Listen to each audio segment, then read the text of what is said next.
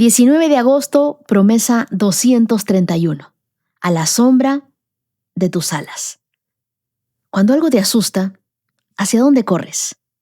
Piénsalo en serio, porque cuando llega la noticia, cuando suena el teléfono a una hora rara, cuando el médico se queda callado, un segundo después, el corazón se le acelera, cuando ves un mensaje que no esperabas, ¿hacia dónde corren tus pies? Porque todos tenemos un lugar hacia dónde correr. Algunos corren al teléfono, otros corren a una persona, otros corren a redes sociales, buscando distraerse de lo que sienten. Algunos corren a comprar, otros a comer, otros se refugian en el trabajo, ocupándose hasta que el miedo se cansa. Otros simplemente se encierran. David escribió este salmo y nos enseña algo distinto. Cuando la vida te asuste, aprende hacia dónde correr. Y ese salmo se vuelve todavía más poderoso cuando ves el contraste completo del Salmo 36 y comienza en los versículos del 1 al 4. Describen la maldad humana, el engaño, el orgullo, las personas que planean hacer daño incluso mientras duermen. Es un cuadro oscuro, real, sin adornos, pero de repente la transición suave. David levanta los ojos, empieza a hablar del amor, de la fidelidad, de la justicia, de la protección de Dios. Y este salmo pasa de mirar a la oscuridad humana y en todo lo que se está convirtiendo, a contemplar la grandeza de Dios. Y ese giro es clave para todo lo que viene, porque David no niega la oscuridad, simplemente se niega a convertirla en el centro de su mirada. Y mira qué importante, tal vez esa sea la palabra para ti hoy. Tú has estudiado demasiado lo que está haciendo la gente y muy poco lo que está haciendo Dios. Has analizado la traición, analizas la deuda, el diagnóstico, todo lo que te dijeron, lo que no te dijeron, lo que podría pasar y más. Y Dios te dice, levanta la mirada. Hay una realidad más grande que lo que te está pasando. Mi amor sobre tu vida. Lo que temes revela dónde confías menos en Dios. David, en vez de darle atención al miedo que producía ver tanta maldad a su alrededor, se la dio a lo único que en verdad podía sostenerlo, a Dios. Y hoy quiero llevarte a ese refugio. Vamos a leer el Salmo 36, versos del 7 al 9 en la Nueva Traducción Viviente. Dice, qué precioso es tu amor inagotable, oh Dios. Todos los seres humanos encuentran refugio a la sombra de tus alas. Los alimentas con la abundancia de tu propia casa y les permites beber del río de tus delicias, pues tú eres la fuente de vida, la luz con la que vemos. Y en la Biblia el mensaje dice, qué exquisito es tu amor, oh Dios. Qué ansiosos estamos de correr bajo tus alas, de saciarnos en el banquete que nos ofreces, mientras llenas nuestras jarras con agua pura del Edén. Eres la fuente de una cascada luminosa que abre nuestros ojos a la luz. Cuando tú corres hacia Dios, su amor te da refugio, su casa te da alimento, su río sacia tu sed, su presencia te da vida y su luz te permite ver. Y mira la secuencia completa. Alas, mesa, río, fuente, luz. Tú llegas asustado y Dios te cubre. Tú llegas vacío y Dios te alimenta. Tú llegas sediento y Dios te da de beber. Llegas agotado y encuentras la fuente de vida. Llegas confundido y Dios enciende la luz. Nunca sales de la presencia de Dios igual a como entraste. Siempre salimos diferentes. Cuando un polluelo percibe peligro, no se pone a estudiar de dónde viene el depredador. No, tampoco calcula la velocidad, no diseña una estrategia, sino que corre hacia su madre. Nosotros hacemos exactamente lo contrario. Aparece un problema y lo que hacemos es hacer una tesis doctoral sobre el problema. Lo pensamos, lo repensamos, lo volvemos a pensar, lo conversamos con 5 inteligencias artificiales, con personas, imaginamos 20 escenarios, buscamos información, nos desvelamos y finalmente oramos. Pero David dice, corre primero debajo de las alas de Dios, porque hay batallas que se vuelven gigantes simplemente porque las estás mirando desde fuera del refugio de Dios. Y ahora quiero contarte una historia que de repente has escuchado alguna vez, y es sobre los incendios forestales. Los bomberos encuentran entre las cenizas una gallina inmóvil, calcinada, y piensan que murió de la peor manera. Pero al moverla con cuidado, algo se mueve debajo de sus alas. Ahí, protegidos por el cuerpo que se dejó quemar por ellos, están sus polluelos, vivos, intactos. Ella no huyó cuando llegó el fuego. Abrió sus alas y se quedó. Ahora, no es casualidad que Jesús, siglos después de este salmo, mirando a una ciudad que lo iba a rechazar, usara exactamente esta imagen. Porque dice, oh Jerusalén, cuántas veces quise juntar a tus hijos como la gallina junta sus polluelos debajo de sus alas, pero no lo permitiste. Mateo capítulo 23, verso 37. El mismo corazón, la misma sombra. El Dios que en el Antiguo Testamento se describe con alas, se hizo carne para ofrecerte ese refugio con sus propios brazos abiertos en la cruz, Jesús. Pero el Salmo comienza diciendo, qué precioso es tu amor inagotable. Detrás de amor inagotable está una de las más grandes palabras del Antiguo Testamento, Hesed. No describe simplemente emoción, simpatía. Habla del amor fiel, de un amor comprometido, misericordioso de Dios. Es un amor atado a su carácter, nunca a tu comportamiento. Él te ama por quien tú eres, no te ama por cómo te comportas. Por eso David no dice solamente Dios me ama, dice en esencia. No puedo ponerle precio al tipo de amor con el que Dios me ama. Y ahí aparece la primera promesa. El amor de Dios hacia ti no fluctúa al ritmo de tus circunstancias. Hay días en los que te sientes bendecido y Dios te ama. Hay días en los que estás llorando y Dios te ama. Hay días en los que no entiendes absolutamente nada y Dios sigue amándote igual. El problema es que muchas veces nosotros medimos el amor de Dios por lo que nos está ocurriendo. Si Dios me ama, entonces ¿por qué me pasó esto? Pero la cruz terminó para siempre esa discusión. Las circunstancias pueden hacerte parecer cuestionar muchas cosas, pero nunca debería hacerte cuestionar cuánto te ama Dios. Eso es incuestionable. La gracia de Dios no depende de que tengamos un buen día. Nace del corazón de Dios. Y escúchame bien, tú eres amado por tu Creador, no porque le complazcas y siempre aciertes, ni porque nunca le falles, sino porque Él quiere ser tu Padre. No interpretes el amor de Dios desde tu temporada, desde tu proceso, desde lo que estás viviendo el día de hoy. Interpreta tu temporada desde el amor de Dios. Así que te pregunto, ¿en qué te has quedado mirando más tiempo esta semana? ¿En lo que está mal o en el amor de Dios?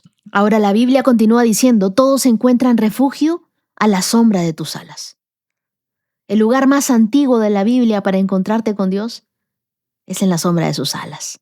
La sombra de las alas es el lugar exacto donde Dios diseñó el encuentro con los suyos, siglos antes de que David escribiera este salmo. ¿Te acuerdas de Ruth, la moabita, una viuda extranjera que no tenía absolutamente nada, que llega a los campos de Booz y él le dice algo que parece sacado de este mismo salmo? Que el Señor la recompense, le dice, bajo cuyas alas has venido a refugiarte. En Ruth 2:12. Ruth no tenía derecho de nacimiento a este refugio, solo tenía que venir. Y Booz, que era su pariente redentor, se convirtió en la provisión concreta de esa sombra. Es la misma historia que vive contigo el día de hoy. Tú no te ganaste un lugar bajo sus alas, yo tampoco. Nos lo dieron por gracia. Ahora, esto no significa que el peligro deja de existir. Lo que significa es que ahora hay algo entre el peligro y tú. A veces, nuestra oración es, Dios, quita esto, por favor. Y Dios puede quitarlo, Él tiene poder para todo. Pero otras veces su respuesta es, ven debajo de mis alas. El problema sigue ahí, alrededor, pero ya no tiene el mismo acceso a tu corazón. Quizá tú llevas días tratando de sentirte seguro, controlando todas las variables. ¿Qué va a pasar? ¿Qué me van a responder? ¿Cómo va a salir esto? ¿Y si sucede aquello? Pero la seguridad que nos da la Biblia no viene de conocer todos los detalles del futuro. Tu seguridad no está en saber todo lo que viene. Está en saber bajo qué alas estás. Y tú y yo no tenemos que ganarnos un lugar bajo sus alas. Ya nos lo dieron. El verso 8 dice, los alimentas con la abundancia de tu propia casa. Y quiero enseñarte esto. Primero es el refugio. Después, el alimento. Dios no quiere que sobrevivas escondido debajo de sus alas para siempre. No, Él quiere restaurarte. Él quiere fortalecerte. Él quiere alimentarte y también prepararte. Hay personas que llegaron a Dios buscando solamente protección porque atravesaban una crisis y después descubrieron algo maravilloso. Entraron buscando refugio y terminaron encontrando una mesa. Llegaste diciendo, Dios, ayúdame. Y Dios respondió, ven, quiero alimentarte. Tú llegas queriendo sobrevivir a Dios, pero Dios también tiene preparado para ti abundancia. Tú no eres alguien mirando por la ventana mientras otros comen. No, Dios se presenta como el anfitrión más generoso que existe. ¿Te ha pasado que vas a un lugar y tú pensabas comer solamente una cosita? El otro día llegué a la casa de una amiga y ella había preparado un buffet para nosotros. Habían como 7, 8 platos, uno ya no sabía qué más comer.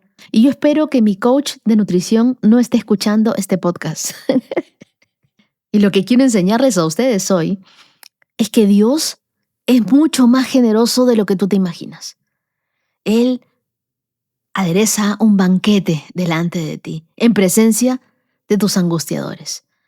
Dios, para nosotros cada día, en T65 con Dios, nos lleva a caminar diariamente con Él, a conversar con Él, a dejar que su palabra dirija cada una de nuestras decisiones.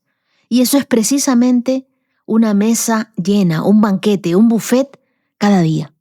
Y te das cuenta que la Biblia dice, los alimentas con la abundancia de tu propia casa. Es decir, hay alimento que solamente encontrarás en la presencia de Dios. Hay claridad que vendrá a tu vida leyendo la Biblia. Hay convicciones que nacen mientras oras. Hay fuerza que recibes mientras vas escuchando un podcast de la Biblia. Hay respuestas que llegan a tu vida mientras escuchas una enseñanza que en verdad viene de Dios. Y también la Biblia dice, les permites beber del río de tus delicias. Y esta delicia, esta jarra de agua pura del Edén, como dice la Biblia el mensaje, empieza describiendo ese jardín, el jardín de Dios, el lugar de donde nosotros recibimos ese alimento. Entonces, ¿de qué río estás bebiendo? Porque todos tenemos sed, sed de amor, sed de aprobación, sed de significado, sed de pertenencia, sed de tranquilidad, de sentirnos importantes, de sentirnos amados.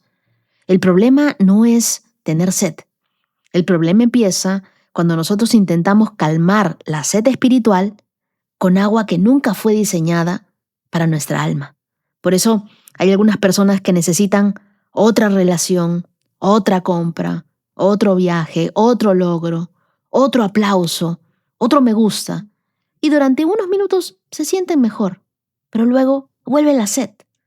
¿Te acuerdas de la samaritana que tenía una sed incansable y Jesús se acerca hacia ella y le dice, existe un agua que yo te puedo dar y nunca más tendrás sed?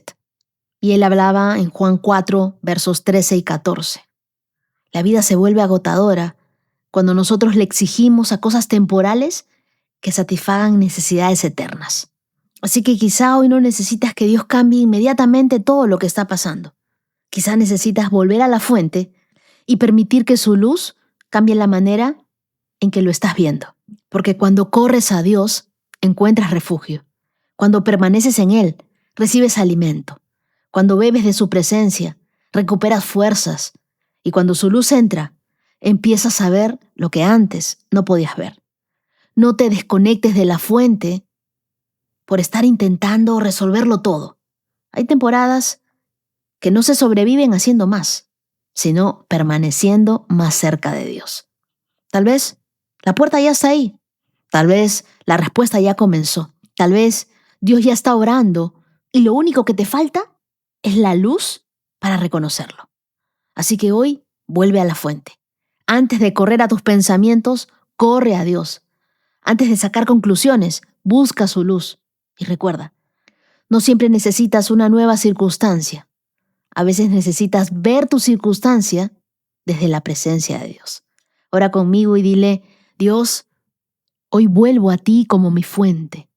Reconozco que muchas veces he intentado encontrar paz, seguridad, respuesta en lugares que no pueden saciar mi alma. Escóndeme bajo tus alas. Enséñame, Dios, a permanecer cerca de ti. Alimenta mi corazón, Dios, con tu palabra. Renueva mis fuerzas y llena nuevamente todo lo que se ha secado dentro de mí. Si hay algo que no estoy viendo correctamente, enciende tú la luz. Ayúdame a mirar mis decisiones, mis relaciones, mis procesos y mi futuro desde tu perspectiva y no desde mi miedo. Elimina todo miedo de mi vida, Dios. Quita todo pensamiento que no viene de ti. Dame discernimiento para saber qué viene de ti y qué no. Donde yo vea una puerta cerrada, muéstrame si me estás protegiendo, Señor. Donde veo demora, ayúdame a reconocer tu preparación. Donde veo confusión, dame claridad. Hoy decido no vivir desconectada de ti.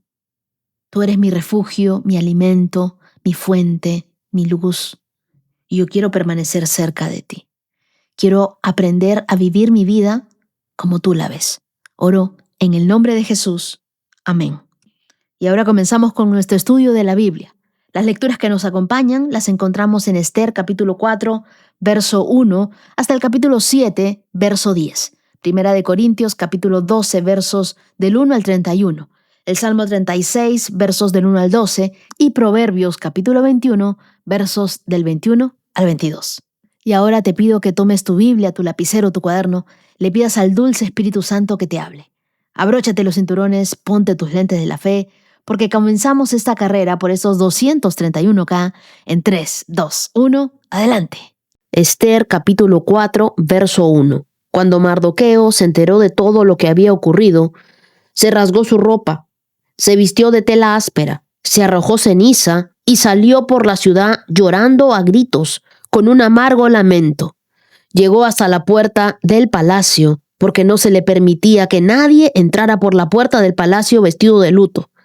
A medida que la noticia del decreto real llegaba a todas las provincias, había más duelo entre los judíos. Ayunaban y lloraban y se lamentaban. Muchos se vestían con tela áspera y se acostaban sobre la ceniza. Cuando las doncellas y los eunucos de la reina Esther se le acercaron y le contaron lo de Mardoqueo, ella se angustió profundamente. Le envió ropa para reemplazar la tela áspera, pero él la rechazó. Luego, Esther llamó a Hatac, uno de los eunucos del rey que había sido designado como su asistente. Le ordenó que fuera a ver a Mardoqueo y averiguara qué era lo que le preocupaba y por qué estaba de luto. Entonces Hatac salió a buscar a Mardoqueo a la plaza, frente a la puerta del palacio. Mardoqueo lo puso al tanto de todo lo que había pasado. Hasta le dijo el monto exacto de dinero que Amán había prometido depositar en la tesorería del reino para la destrucción de los judíos. Mardoqueo le entregó a Hatac una copia del decreto emitido en Susa, que ordenaba la muerte de todos los judíos.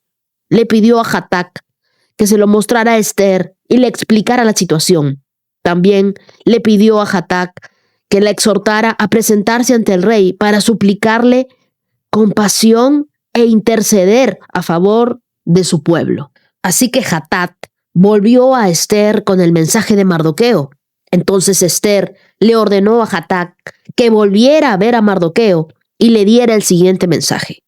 Todos los funcionarios del rey e incluso la gente de las provincias saben que cualquiera que se presenta ante el rey en el patio interior sin haber sido invitado está condenado a morir, a menos que el rey le extienda su cetro de oro. Y el rey no me ha llamado a su presencia en los últimos 30 días. Así que Hathach le dio el mensaje de Esther a Mardoqueo. Mardoqueo le envió la siguiente respuesta a Esther: no te creas que por estar en el palacio escaparás cuando todos los demás judíos sean asesinados. Si te quedas callada en un momento como este, el alivio y la liberación para los judíos surgirán de algún otro lado, pero tú y tus parientes morirán. ¿Quién sabe si no llegaste a ser reina precisamente para un momento como este? Marca ese verso 14 en tu Biblia. Entonces, Esther envió la siguiente respuesta a Mardoqueo: ve y reúne a todos los judíos que están en Susa y hagan ayuno por mí. No coman ni beban durante 3 días, ni de noche ni un día. Mis doncellas y yo haremos lo mismo. Entonces, aunque es contra la ley, entraré a ver al rey. Si tengo que morir, moriré. Así que Mardoqueo se puso en marcha e hizo todo tal como Esther le había ordenado. Esther capítulo 5. Al tercer día del ayuno, Esther se puso las vestiduras reales y entró en el patio interior del palacio, que daba justo frente a la sala del rey. El rey estaba sentado en su trono real, mirando hacia la entrada. Cuando vio a la reina Esther de pie en el patio interior, ella logró el favor del rey y él le extendió el cetro de oro. Entonces Esther se acercó y tocó la punta del cetro. Entonces el rey le preguntó: ¿qué deseas, reina Esther? ¿Cuál es tu petición? Te la daré, aun si fuera la mitad del reino. Y Esther contestó: si al rey le agrada, venga el rey con Amán hoy al banquete que preparé para el rey. El rey se dirigió a sus asistentes y dijo: díganle a Amán que venga deprisa a un banquete, como lo ha solicitado Esther. Así que el rey y Amán fueron al banquete preparado por Esther. Mientras bebían vino, el rey le dijo a Esther: ahora dime lo que realmente quieres. ¿Cuál es tu petición? Te la daré, aun si fuera la mitad del reino. Esther contestó: mi petición y mi más profundo deseo es que si he logrado el favor del rey, y si al rey le agrada conceder mi petición y hacer lo que le pido, le ruego que venga mañana con Amán al banquete que preparé para ustedes. Entonces explicaré de qué se trata todo este asunto. Amán salió muy contento del banquete. Sin embargo, cuando vio a Mardoqueo sentado a la puerta del palacio y que no se puso de pie ni tembló de miedo ante su presencia, se enfureció mucho. No obstante, se contuvo y se fue a su casa. Luego, Amán reunió a sus amigos, a Zeres, su esposa, y se jactó ante ellos de la riqueza y de sus muchos hijos. Hizo alarde de los honores que el rey le había dado y de la forma en que lo había ascendido por encima de todos los otros nobles y funcionarios. Amán también añadió: y eso no es todo. La reina Esther nos invitó exclusivamente al rey y a mí a un banquete que preparó para nosotros, y me invitó a cenar mañana nuevamente con ella y con el rey. Sin embargo, todo esto no vale nada mientras vea al judío Mardoqueo sentado allí a la puerta del palacio. Entonces Zeres, la esposa de Amán, y todos sus amigos sugirieron: levanta un poste afilado que mida 23 metros de altura y mañana por la mañana pídele al rey que atraviese a Mardoqueo en el poste. Después de eso podrás seguir alegremente tu camino al banquete con el rey. A Amán le gustó la idea y ordenó que colocaran el poste. Esther capítulo 6. Esa noche el rey no podía dormir, entonces ordenó a un asistente que le trajera el libro de la historia de su reino para que se lo leyeran. En los registros descubrió el relato de cuando Mardoqueo informó el complot que Bigtana y Teres, dos de los eunucos que cuidaban la puerta de las habitaciones privadas del rey, habían tramado para asesinar al rey Jerjes. ¿Qué recompensa o reconocimiento le dimos a Mardoqueo por ese acto?, preguntó el rey. Sus asistentes contestaron: nunca se le ha hecho nada. ¿Quién está en el patio exterior?, preguntó el rey. Resulta que Amán acababa de llegar al patio exterior del palacio para pedirle al rey que atravesara a Mardoqueo en el poste que había preparado. Entonces Los asistentes contestaron al rey: «Es Amán, es el que está en el patio». «Háganlo pasar», ordenó el rey. Entonces Amán entró y el rey dijo: «¿Qué debo hacer para honrar a un hombre que verdaderamente me agrada?». Y Amán pensó para sí: «¿A quién querría honrar el rey más que a mí?». Así que contestó: «Si el rey desea honrar a alguien, debería sacar uno de esos mantos reales que haya sido usado por el rey y también un caballo que el propio rey haya montado, uno que tenga un emblema real en la frente, que el manto y el caballo sean entregados a uno de los funcionarios más nobles del rey y que esta persona se asegure de que vistan con el manto real al hombre a quien el rey quiere honrar y lo paseen por la plaza de la ciudad con el caballo del rey. Durante el paseo, que el funcionario anuncie a viva voz: esto es lo que el rey hace a quien él quiere honrar». «Perfecto», le dijo el rey a Amán. «Rápido. Lleva mi manto y mi caballo y haz todo lo que has dicho con Mardoqueo, el judío que se sienta a la puerta del palacio. No pierdas ni un detalle de lo que has sugerido». Entonces Amán tomó el manto y se lo puso a Mardoqueo. Lo hizo montar en el caballo del rey y lo paseó por la plaza de la ciudad gritando: «Esto es lo que el rey hace a quien él quiere honrar». Después, Mardoqueo regresó a la puerta del palacio, mientras que Amán se apresuró a volver a su casa desalentado y totalmente humillado. Cuando Amán le contó a su esposa Zeres y a todos sus amigos lo que había sucedido, sus sabios consejeros y su esposa dijeron: «Ya que Mardoqueo, este hombre que te ha humillado, es de origen judío, jamás tendrás éxito con tus planes contra él. Será tu ruina seguir oponiéndote a él». Mientras estaban hablando, llegaron los eunucos del rey y enseguida se llevaron a Amán al banquete que Ester había preparado. Ester, capítulo 7. Entonces el rey y Amán fueron al banquete de la reina Ester. En esta segunda ocasión, mientras bebían vino, el rey volvió a decir a Ester: «Dime lo que desees, reina Ester. ¿Cuál es tu petición? Yo te la daré, aun si fuera la mitad del reino». La reina Ester contestó: «Si he logrado el favor del rey, y si al rey le agrada conceder mi petición, pido que mi vida y la vida de mi pueblo sean libradas de la muerte. Pues mi pueblo y yo hemos sido vendidos para ser muertos, masacrados y aniquilados. Si solo nos hubieran vendido como esclavos, yo me quedaría callada, porque sería un asunto por el cual no merecería molestar al rey». «¿Y quién sería capaz de hacer semejante cosa?», preguntó el rey Jerjes. «¿Quién podría ser tan descarado para tocarte a ti?». Ester contestó: «Este malvado Amán es nuestro adversario y nuestro enemigo». Amán se puso pálido de miedo delante del rey y de la reina. Entonces el rey, enfurecido, se levantó de un salto y salió al jardín del palacio.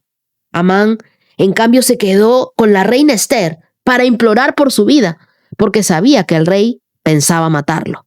En su desesperación, se dejó caer sobre el diván donde estaba reclinada la reina Ester.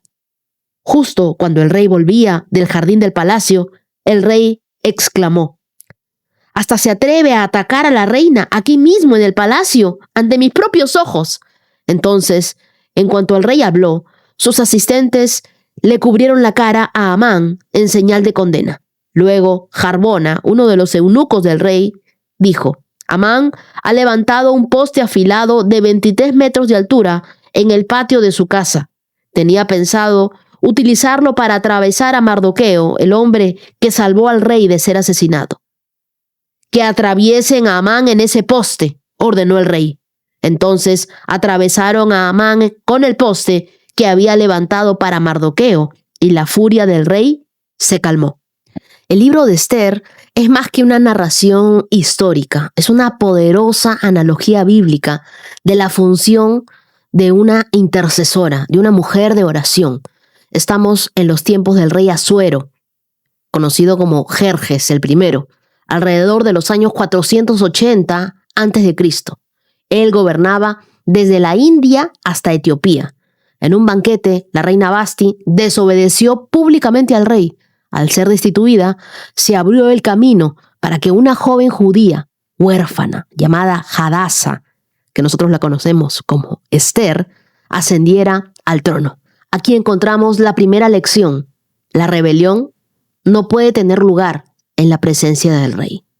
Así como Vasti fue removida, también Dios corta de raíz aquello que amenaza con contaminar su propósito. Dios nunca bendecirá una actitud que destruye la unidad de su pueblo. Amán representa esa figura del adversario. Amán era descendiente de los amalecitas. Él hereda ese odio histórico contra Israel. Él odiaba a los judíos, odiaba a los israelitas. Su necesidad de adoración y su plan genocida lo colocan como un símbolo de Satanás. Juan capítulo 10, verso 10, nos dice que el enemigo, Satanás, el ladrón, ha venido para robar, matar y destruir.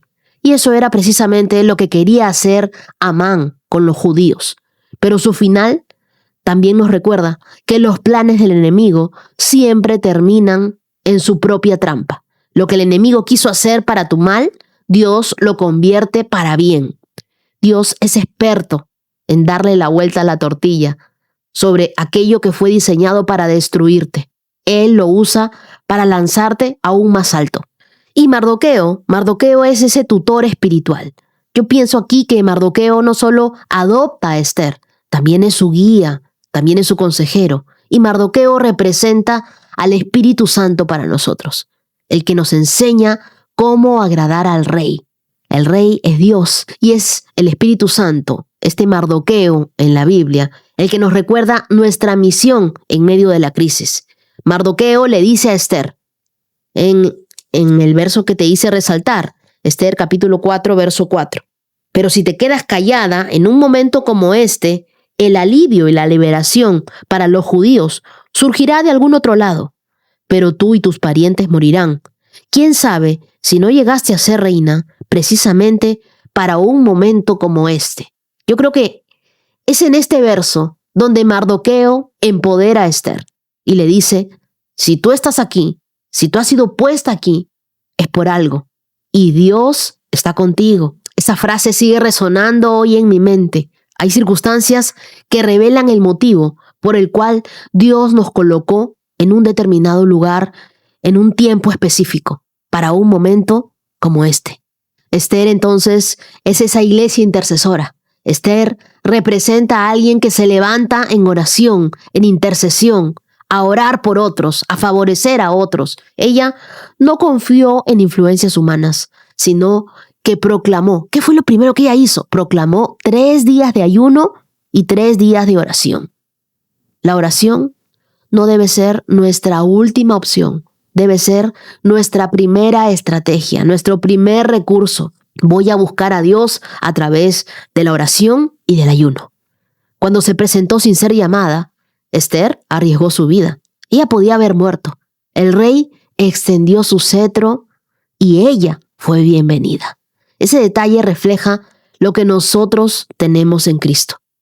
La Biblia nos dice en Esther capítulo 5, en el verso 2, ella logró el favor del rey y él extendió el cetro de oro. Entonces Esther se acercó y tocó la punta del cetro.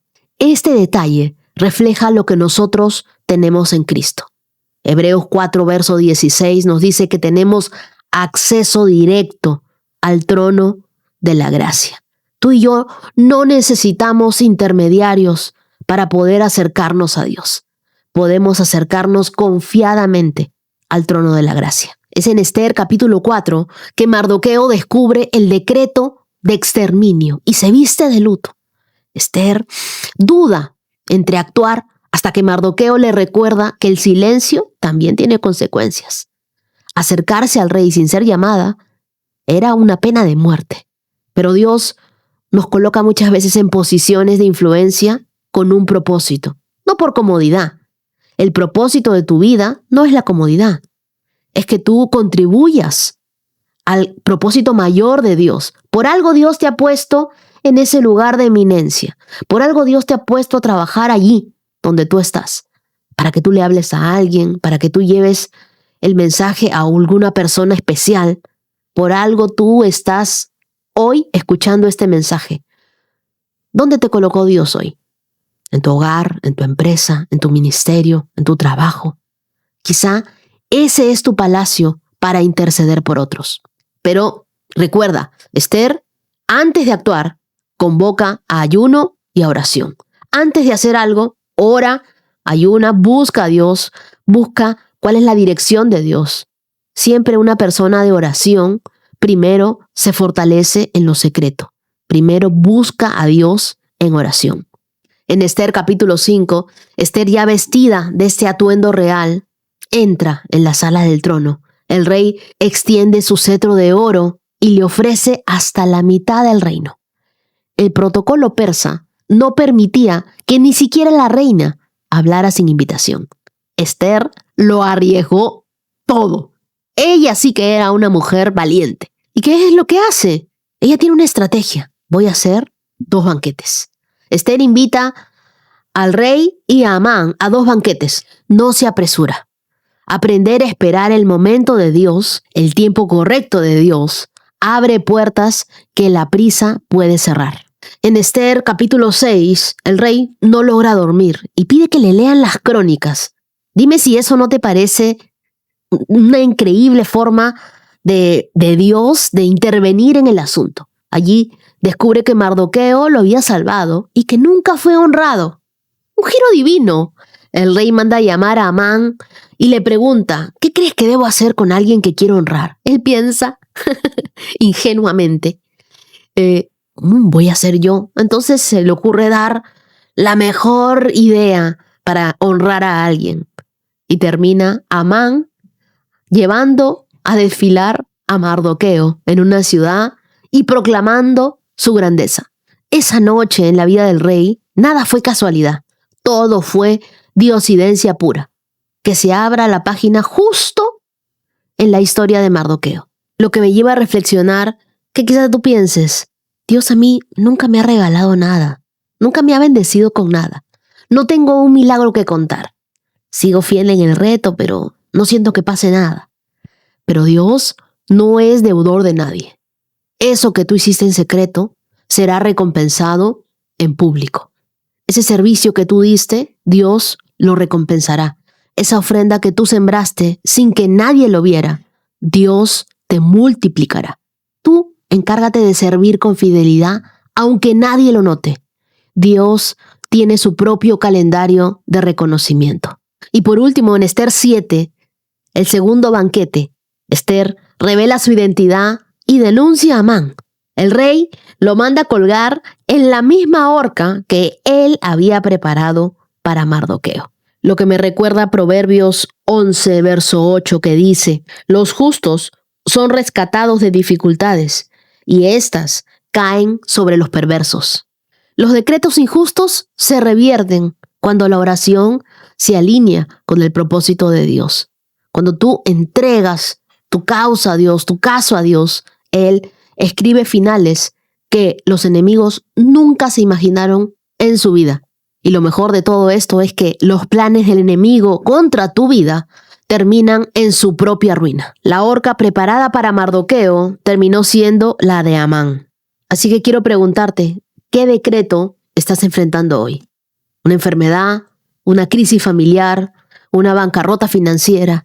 Bueno, la oración, el ayuno y la valentía pueden revertirlo. ¿Quién es tu Amán? Identifica a ese enemigo espiritual y enfréntalo con ayuno, con oración y con la palabra de Dios. Dios te colocó a ti para un tiempo como este. Tu voz en oración puede salvar generaciones. Primera de Corintios capítulo 12. Amados hermanos, con respecto a la pregunta acerca de las capacidades especiales que el Espíritu nos da, no quiero que lo malentiendan. Ustedes saben que cuando todavía eran paganos, fueron llevados por mal camino y arrastrados a rendir culto a ídolos mudos. Por lo tanto, quiero que sepan que nadie que habla por el Espíritu de Dios maldice a Jesús. Y nadie puede decir que Jesús es el Señor excepto por el Espíritu Santo. Hay distintas clases de dones espirituales, pero el mismo Espíritu es la fuente de todos ellos. Hay distintas formas de servir, pero todos servimos al mismo Señor. Dios trabaja de maneras diferentes, pero es el mismo Dios quien hace la obra en todos nosotros. A cada uno de nosotros se nos da un don espiritual para que nos ayudemos mutuamente. A uno, el Espíritu le da la capacidad de dar consejos sabios. A otro, el mismo Espíritu le da un mensaje de conocimiento especial. A otro, el mismo Espíritu le da gran fe. A alguien más, ese único Espíritu le da don de sanidad. A uno le da el poder para hacer milagros y a otro la capacidad de profetizar.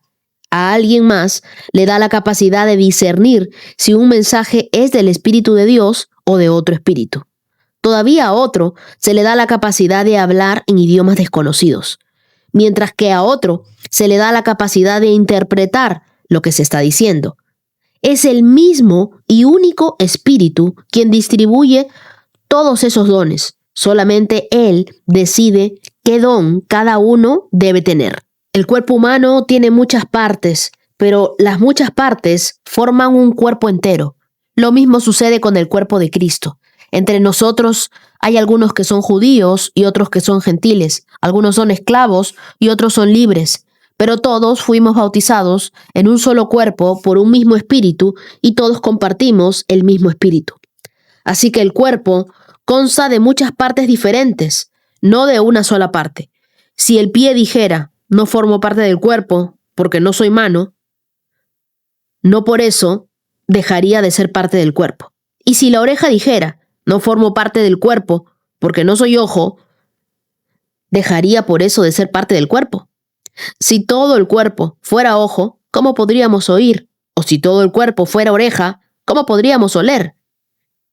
Pero nuestro cuerpo tiene muchas partes y Dios ha puesto cada parte justo donde Él quiere. Qué extraño sería si el cuerpo tuviera solo una parte. Efectivamente, hay muchas partes, pero un solo cuerpo. El ojo nunca puede decirle a la mano, no te necesito. La cabeza tampoco puede decirle al pie, no te necesito. De hecho, algunas partes del cuerpo que parecieran las más débiles y menos importantes en realidad son las más necesarias. Y las partes que consideramos menos honorables son las que vestimos con más esmero. Así que protegemos con mucho cuidado esas partes que no deberían verse, mientras que las partes más honorables no precisan esa atención especial. Por eso Dios ha formado el cuerpo de tal manera que se le dé más honor y cuidado a esas partes que tienen menos dignidad. Esto hace que haya armonía entre los miembros a fin que los miembros se preocupen los unos por los otros. Si una parte sufre, las demás partes sufren con ella. Y si una parte se le da honra, todas las partes se alegran. Todos ustedes en conjunto son el cuerpo de Cristo y cada uno de ustedes es parte de este cuerpo. A continuación, hay algunas de las partes que Dios ha designado para la iglesia. En primer lugar, los apóstoles. En segundo lugar, los profetas. En tercer lugar, los maestros. Luego, los que hacen milagros. Los que tienen el don de sanidad. Los que pueden ayudar a otros. Los que tienen el don de liderazgo. Los que hablan en idiomas desconocidos. ¿Acaso todos son apóstoles? ¿Son todos profetas? ¿Son todos maestros? ¿Tenemos todos el poder de hacer milagros? ¿Tenemos todos el don de sanidad? ¿Tenemos todos la capacidad de hablar en idiomas desconocidos? ¿Tenemos todos la capacidad de interpretar idiomas desconocidos? Por supuesto que no. Por lo tanto, ustedes deberían desear encarecidamente los dones que son de más ayuda. Pero ahora, déjenme mostrarles una manera de vida que supera a todas las demás. Pablo inicia este capítulo diciendo: ahora, amados hermanos, con respecto a la pregunta acerca de las capacidades especiales que el Espíritu nos da, no quiero que lo malentiendan. Los corintios eran personas espirituales, pero estaban confundidos entre lo verdadero y lo falso.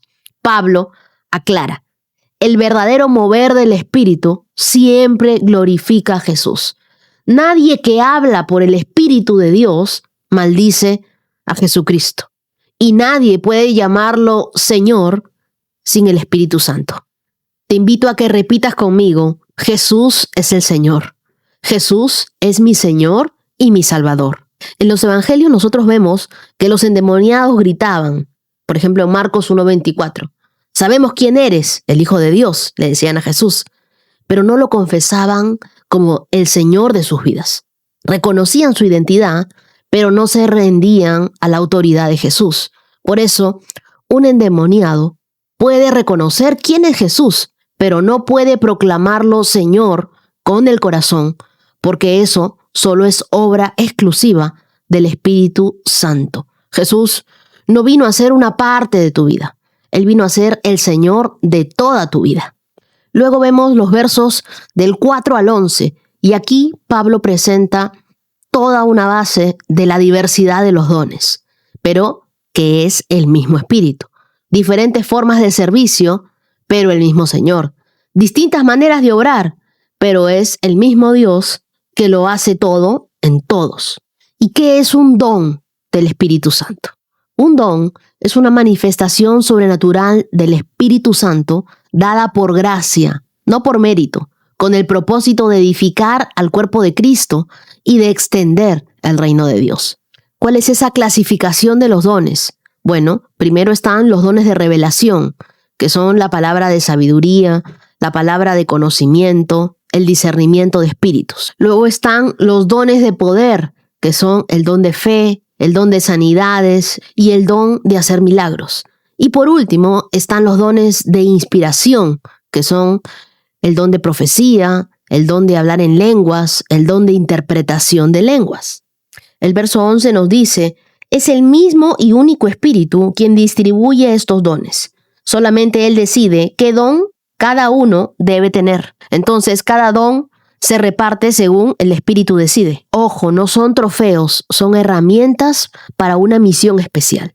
La oración mueve la mano de Dios, pero son los dones del Espíritu los que mueven a cada uno hacia su propósito. En los versos del 12 al 20, Pablo compara la iglesia con un cuerpo humano. Todos fuimos bautizados en un mismo espíritu para formar un solo cuerpo, nos dice el verso 13. Y no importa si somos judíos, gentiles, esclavos o libres, todos tenemos un mismo espíritu. Y nos dice, el ojo no le puede decir a la mano, no te necesito. El pie no puede sentirse inferior por no ser mano. Cada miembro del cuerpo es indispensable. Y quiero que marques en tu Biblia el verso 7 que dice, a cada uno de nosotros se nos da un don espiritual para que nos ayudemos mutuamente. Pablo no dice, a algunos se les dio un don, sino a cada uno se les dio un don. Eso significa que todo creyente tiene al menos un don espiritual, sin excepción. No hay creyentes de segunda categoría. Todos, tú y yo, tenemos un don dado por el Espíritu Santo. Ahora, ¿cómo descubrimos nuestro don? Ora y pídele al Espíritu Santo revelación. Los dones no son talentos naturales ni habilidades adquiridas. Son regalos sobrenaturales que el Espíritu Santo distribuye como Él quiere, es lo que nos dice el verso 11. Así que podemos empezar preguntándole al dador, a Dios, Señor, ¿qué don has puesto en mí para servir a otros? Luego, podrías examinarte a la luz de la palabra de Dios y de tus frutos, porque los dones siempre producen edificación. Así que pregúntate, ¿en qué áreas veo fruto cuando sirvo? ¿Qué actividades espirituales despiertan en mí más alegría, más pasión? ¿Dónde es que otros reciben bendición y confirman que yo fui de ayuda? Por ejemplo, cuando comencé este podcast, yo no me sentía ni capacitada ni determinada. Pero mientras avanzaba, me di cuenta de que el Espíritu me daba claridad para enseñar la palabra. Entendí que era el don que Él me dio para compartir con ustedes. El Espíritu me dio gracia para enseñar la palabra, para leerla, para que ustedes la entiendan. Y cada día yo aprendo que no se trata de mí, sino de lo que Él quiere hablarles a ustedes. Mi llamado es servirles con la palabra de Dios. Lo que escuchan aquí es fruto del don que Dios puso en mí. Pero mi tarea es usarlo para edificarles a ustedes. ¿Qué te quiero decir con esto? Que si tú comienzas a enseñar y la gente crece en su fe, quizá tengas el don de la enseñanza, al igual que yo. Pero si tú oras por alguien y es enfermo, recibe sanidad, entonces allí hay una evidencia de un don de fe o de un don de sanidad. El don no se descubre en la teoría, sino en la práctica. Ahora, otros validarán tus dones. Por ejemplo, Mardoqueo le recordó a Esther cuál era su llamado. De la misma forma, nosotros tenemos hermanos, amigos espirituales dentro de esta misma comunidad. Alguien de tu familia te puede decir, mira, a ti yo siento que Dios te usa con sabiduría. No, tú tienes discernimiento. Tú tienes esa exhortación. Siempre me animas. O tú tienes el don de la compasión. Lo más importante que sepamos es que un don es un regalo de Dios. Y el regalo más grande no es lo que haces para Dios, sino lo que hace Dios a través de ti. Todos tenemos un don. Usémoslo para edificar a los demás, nunca para compararte. Descúbrelo en oración, en acción. Yo estaba siguiendo unos cursos bíblicos, pero justo los 2 maestros que nos daban los cursos, a cerca de 50 alumnos, decidieron retirarse de la iglesia. Ese fin de semana me dijeron, toma el libro y enséñales tú, porque tú eres la que más tiempo tiene aquí en la iglesia y te hemos visto empeñosa en el estudio, así que puedes hacerlo. Tú toma la batuta de la clase. Ese día me temblaba todo, me cambió la voz, oré, le pedí al Espíritu Santo, ayúdame por favor, tengo que dar esta clase. Al final, la clase la di, oré, se acercaron los alumnos al final y muchos me agradecieron porque habían aprendido y sintieron la presencia de Dios en medio de la clase. Así que yo soy un vivo testimonio de que uno va reconociendo sus dones a medida de que va sirviendo. Lánzate solito a la piscina, que Dios se encargará de poner el agua. Y en los versos del 27 al 31, Pablo termina listando diferentes roles y dones. Habla de los apóstoles, de los profetas, de los maestros, de los que hacen milagros, de los que sanan, de los que ayudan, de los que administran, de aquellos que hablan en lenguas. Te voy a explicar un poquito qué es cada uno. Por ejemplo, el apóstol es un pionero, un fundador de obras. El profeta es aquel que trae dirección, corrección, y también es una voz inspirada por el Espíritu Santo. El evangelista es el que predica y que alcanza a los no creyentes, a los que no creen en Dios. El pastor es el que cuida y el que alimenta el rebaño, el que ve por cada una de las ovejas. Y el maestro es el que enseña con claridad la palabra de Dios. Y Pablo dice en el verso 31, por lo tanto, ustedes deberían desear encarecidamente los dones que son de más ayuda. ¿Y cuáles son esos? Los que más edifican a otro creyente en sus momentos de necesidad. Entonces, bajo 1 Corintios 12, todos tenemos dones. Aquí nadie es espectador. Así que me gustaría que me escribas allí en el comentario cuál crees que es tu don. Y si aún no lo descubres, le pidas al Espíritu Santo que te ayude. Salmo 36. A los malvados el pecado les susurra en lo profundo del corazón. No tienen temor de Dios en absoluto. Ciegos de presunción, no pueden ver lo perversos que son en realidad. Todo lo que dicen es retorcido y engañoso. Se niegan a actuar con sabiduría o a hacer el bien.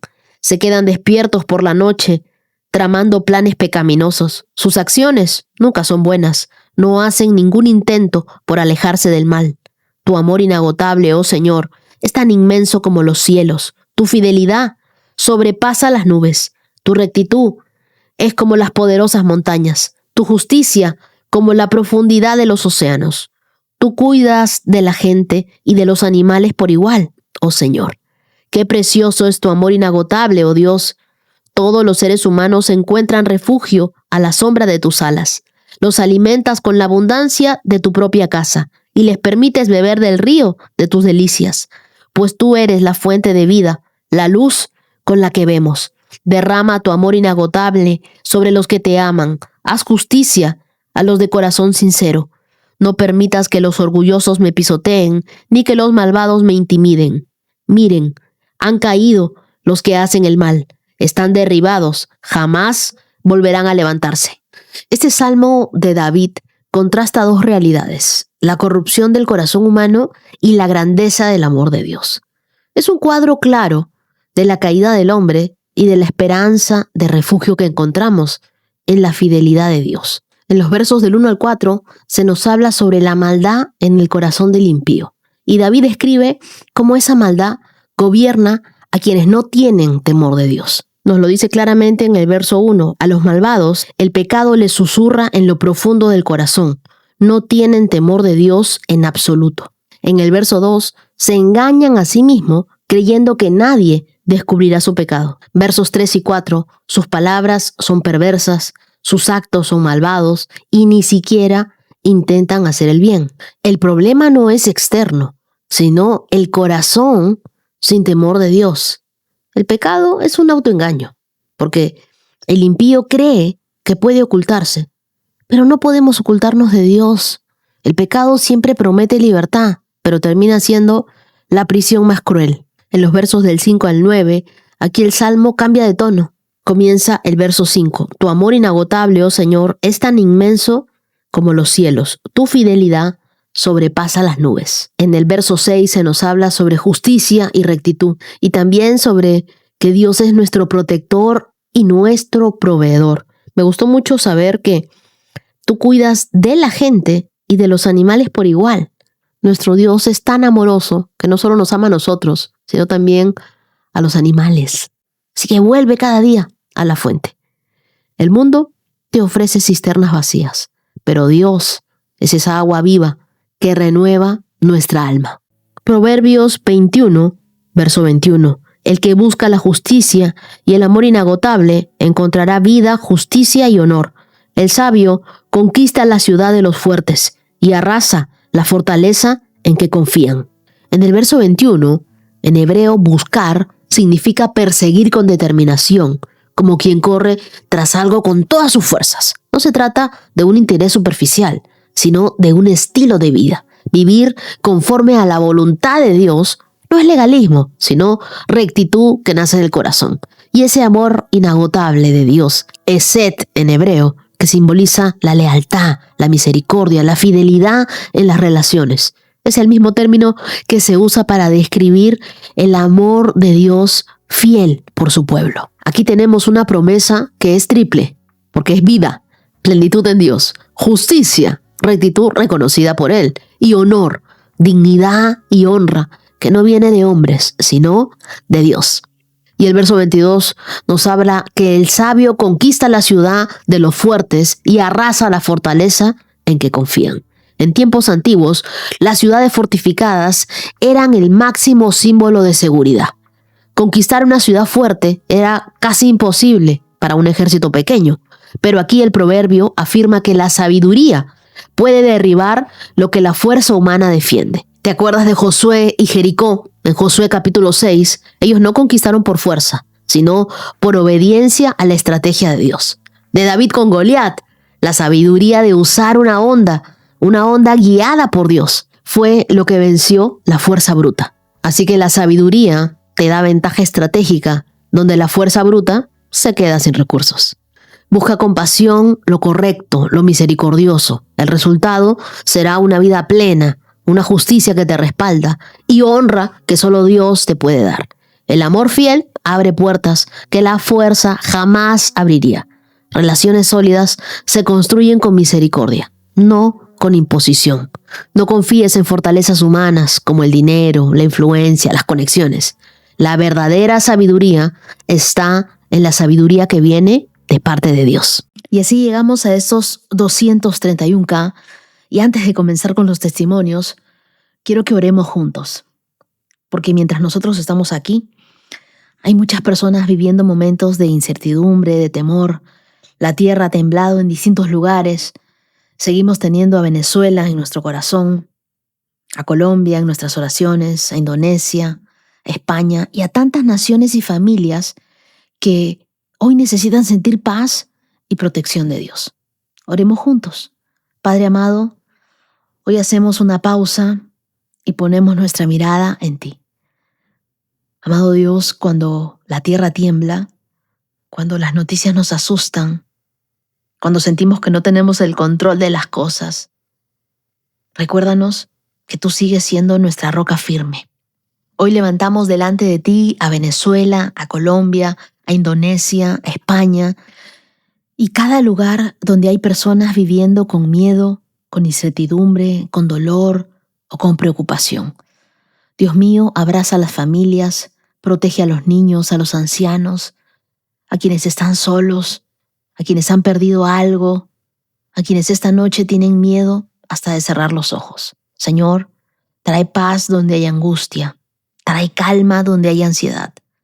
Dale descanso a cada corazón que piensa solo en malas noticias, Señor. Dios mío, quita de nuestra mente y si algo malo pasa, que tu palabra nos haga estar firmes, como dice el Salmo 46, que tú eres nuestro refugio, nuestra fuerza, que tú siempre estás dispuesto a ayudarnos en cualquier dificultad. Por eso no temeremos, aun cuando haya terremotos, aun cuando las montañas se derrumben en el mar. Padre, no sabemos qué sucederá mañana, pero sí sabemos que tú estarás con nosotros en el mañana, en el futuro. Que tu presencia entre ahora mismo a cada casa que esté escuchando esta oración. Que tu paz, esa paz que sobrepasa todo entendimiento, guarde nuestros corazones y nuestros pensamientos. Hoy escogemos confiar en ti y nuestra seguridad no está en que nunca sucederá algo difícil. Nuestra seguridad está en saber que pase lo que pase, nunca tendremos que atravesarlo sin ti. Cuida de nuestras naciones. Señor, ten misericordia de nosotros, de nuestros pueblos, y haznos también sensibles para ayudar, para orar, para acompañar a quienes hoy lo necesiten. Oramos en el nombre de Jesús. Amén.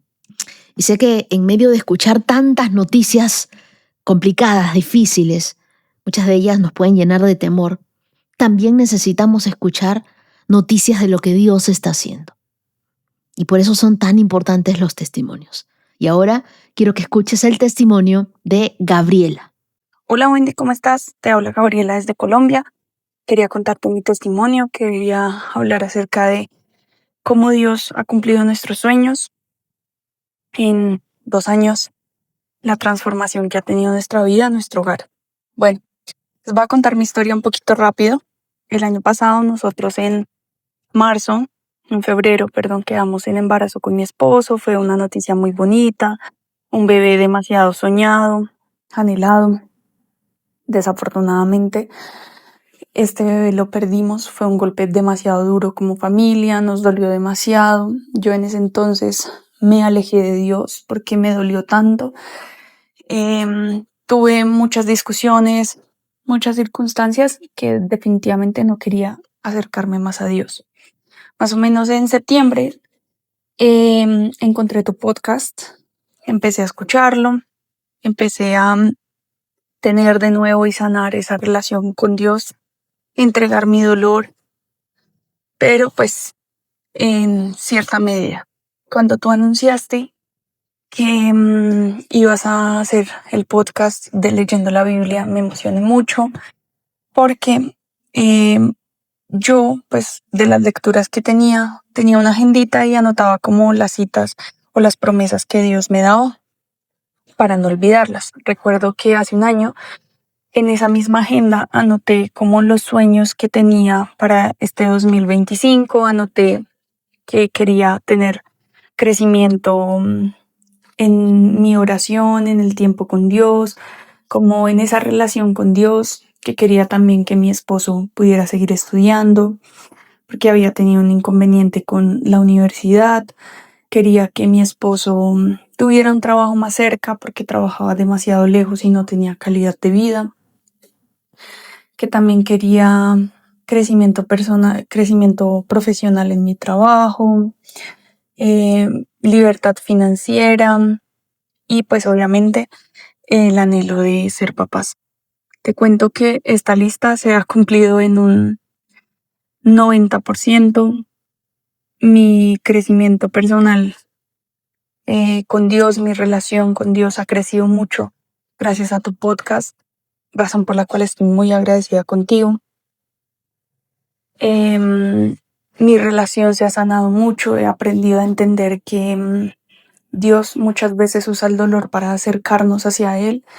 Este año, desafortunadamente, en la misma fecha del año pasado, el mismo día, perdimos otro bebé. El golpe también fue muy duro, pero como estaba un poco más sana la relación con Dios, no nos alejamos con mi esposo, todo lo contrario, aquí seguimos firmes, creyendo en las promesas, en todas las promesas que Dios nos ha dado, diciendo que vamos a ser papás. Seguimos orando por esto. También te quería contar que pues mi esposo cambió de trabajo. Dios le permitió un trabajo tan cerca de la casa que muchas veces está aquí a 20 minutos de donde vivimos. En cuanto a mi crecimiento profesional, pasó algo súper inesperado. Me ascendieron en la empresa donde trabajo. Es algo que de verdad ni lo soñábamos, no lo creíamos posible, pero Dios lo hizo posible. La libertad financiera ha sido bastante buena.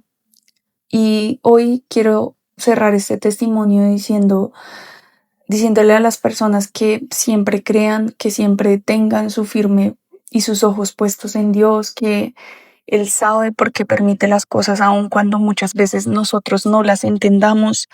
Estamos muy agradecidos contigo. Gracias por llegar a través de un podcast a nuestro hogar, a nuestros corazones y sanar, ayudarnos, ser de forma indirecta partícipe de sanar nuestra relación con Dios, entender muchas cosas.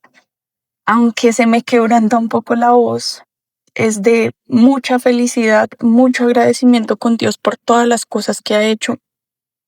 Les pedimos que como comunidad nos ayuden a seguir orando para que nuestro anhelo de ser padres se cumpla y estarlo contando aquí muy pronto. Te damos muchas gracias, Wendy, por llegar aquí a través de un podcast a nuestro hogar, a nuestra familia. Te bendecimos y de nuevo muchas, muchas gracias. Un abrazo. Mi querida Gabriela, mientras te escuchaba, pensaba en que Dios nunca hace una obra incompleta y me conmueve especialmente porque escuchaba de tu primera pérdida y que eso te alejó de Dios por un tiempo. Pero cuando atravesaste nuevamente por ese dolor, ya había ocurrido algo dentro de ti. Esta vez, tú y tu esposo permanecieron. Dolió, lloraron, seguramente volvieron a tener preguntas, pero ya sabían dónde refugiarse. Y para mí, eso también es un milagro. Yo celebro contigo cada una de esas respuestas.